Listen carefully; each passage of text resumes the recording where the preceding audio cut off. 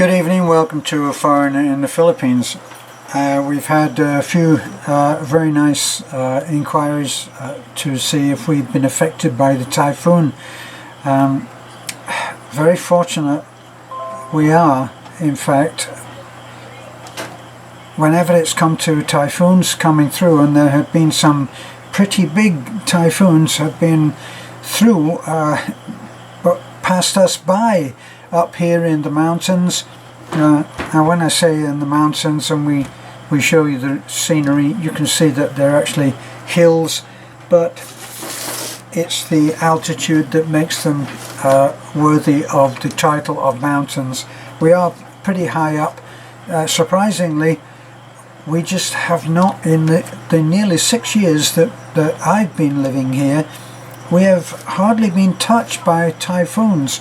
When there is a typhoon warning and we're starting to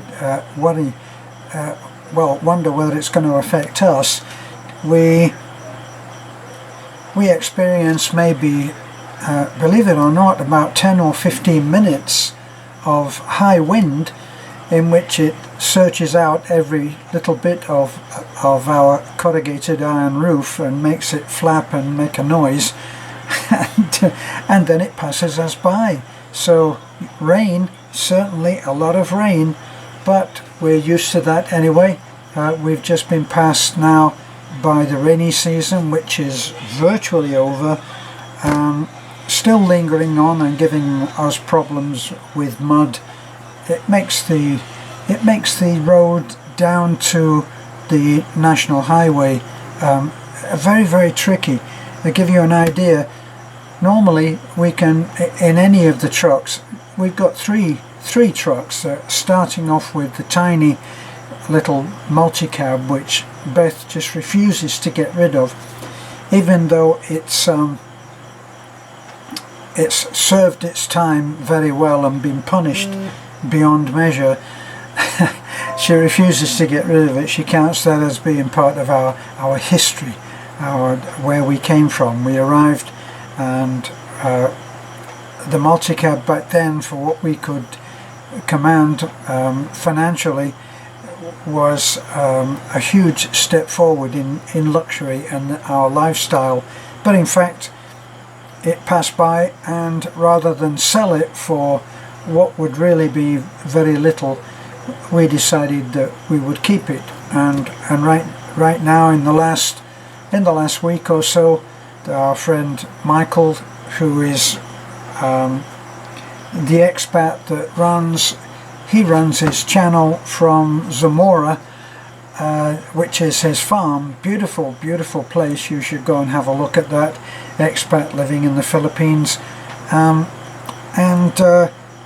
they are affected by the same things as us: unreliable or badly beaten up multi-cabs. And so we loaned him our multi-cab, which promptly went and broke down as well when his was in the shop. But anyway, Michael forgave us for that and returned our little multi-cab, Little Red, and gave it to the mechanic, and the mechanic has fixed it now, and I have to go and pick it up. But the Big Blue, which is the one that we're using for the rough work, it was a beautiful truck. We did have some problems in which we couldn't, and this is one of the things about living in the Philippines, on the more complicated repairs, the expertise is just simply not there in a small town like Calamities.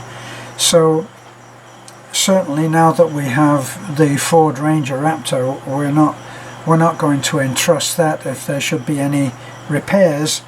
So we will take the Raptor to Calamities, back to the Ford dealership, where they should be able to handle any problems there. But anyway, so the typhoons, we haven't been affected. Thank you for your kind thoughts about our safety, but we're just doing fine, thanks. And when I think back to the little house that Nanai used to have, we built her we built her another house,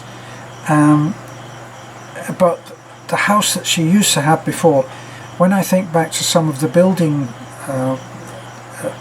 what can I say, the building techniques that had been used on that house, you wouldn't have thought it would stand up to a puff of wind, but it stood there for 48 years apparently, until we knocked it down. Now she has another house which is built to, I think, better standards, but still, we will still think carefully when a typhoon is on the way. I did think about building a safe house, one that was built to different specifications and that would take certainly our entire family, little community, which is extended family, Rado and Lena and Tata's family. His wife is here, the mother of their 3 children, and Nanai, Beth and myself. And you know, we should have to have, if it was a safe house, it would have to be probably, I was thinking, one of those dome houses which are virtually indestructible even in a typhoon.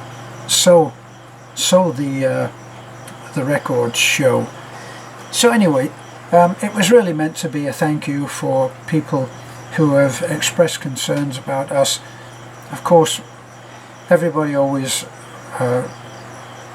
well, whenever there's any warning of really bad weather or a natural catastrophe, you always think about the people you love. I know that whenever I hear about an earthquake or a really bad fire in California, I immediately get in touch with my friend Elcio and make sure that he's okay.